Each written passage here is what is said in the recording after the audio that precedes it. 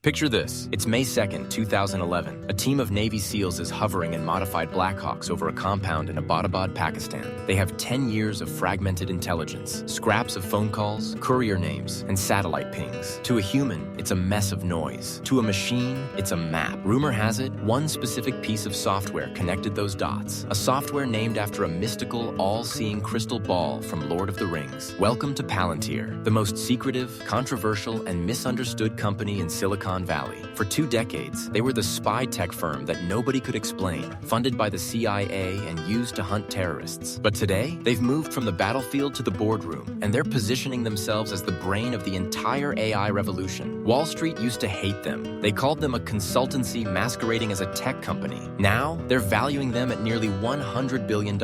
Anyway, welcome to the age of the all-seeing eye, where the line between keeping us safe and watching our every move has officially disappeared. To understand Palantir, you have to understand the PayPal mafia. After eBay bought PayPal in 2002, the founders scattered like high-tech seeds. Elon Musk went to space. Reid Hoffman built LinkedIn. But Peter Thiel, he was looking at a world that had just been shattered by 9/11. Thiel noticed something at PayPal. Their fraud detection software was better at spotting suspicious patterns than the FBI's own systems. The government is using 20-year-old tech to fight a 21st century war. They have the data, but they can't see the patterns. We're going to build the lens. Thiel teamed up with his old law school buddy, Alex Karp. Now, imagine the polar opposite of a Silicon Valley CEO. Karp has wild, Einstein-like hair, wears neon tracksuits, practices Tai Chi in the office, and has a PhD in social theory. He's a self-described neo-Marxist working for a billionaire libertarian. I don't care about being liked in Silicon Valley. They build toys to sell ads. We build tools to protect the West. If you want a fun app, go to Google.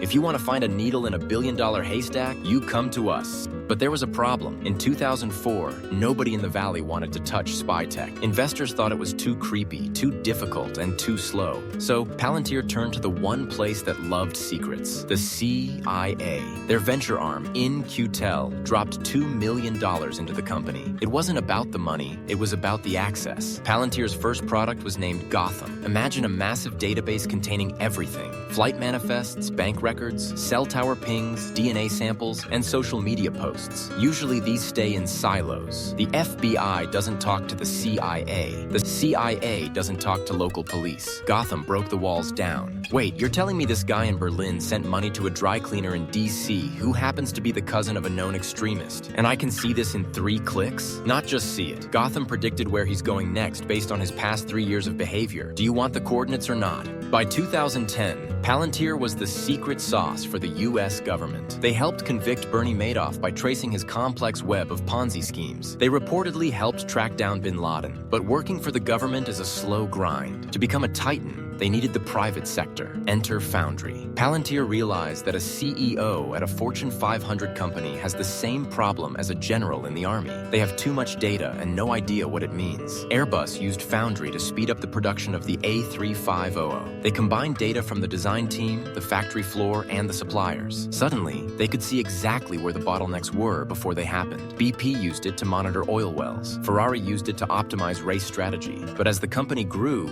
so did the Big Brother alarm bells. In 2018, it was revealed that Palantir's tech was being used by ICE to help track and deport undocumented immigrants. Silicon Valley went into a frenzy. You're building the engine for a deportation machine!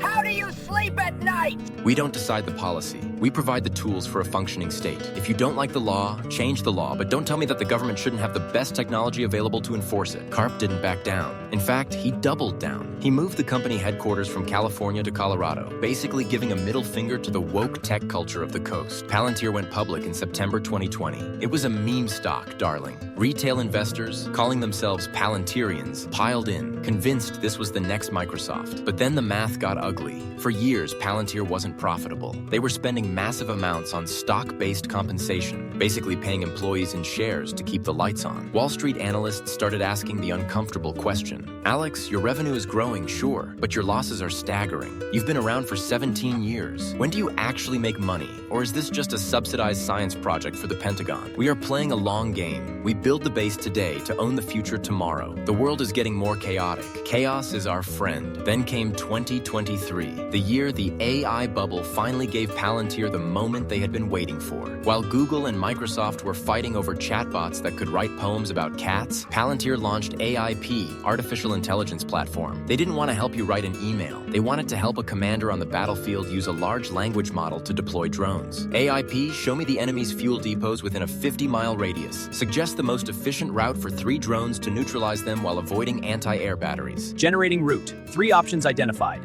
Option A has a 92% success rate but an 8% risk of collateral This wasn't damage. a cool chatbot. This was a War-GPT. Suddenly, the vibes shifted. Palantir reported its first profitable quarter, then another, then 5 in a row. In late 2024, they were added to the S&P 500. The science project had finally turned into a cash cow. So, where does that leave us? Today, Palantir is the central nervous system for the UK's National Health Service, the US Department of Defense, and hundreds of the world's biggest banks. They argue that in a world of cyber warfare and global instability, you need an Eye of Sauron to keep the lights on. But the rude awakening is this. We are moving into a world where your privacy isn't being taken by a guy in a trench coat. It's being fed into a neural network in Denver. If Palantir is right, they've built the most important company of the century, the software that wins wars and saves economies. If they're wrong, they've built the most efficient tool for authoritarianism ever conceived. And the scariest part? By the time we find out which one it is, the software will already know what we're going to do about it. The bubble hasn't popped for Palantir. It's just getting started.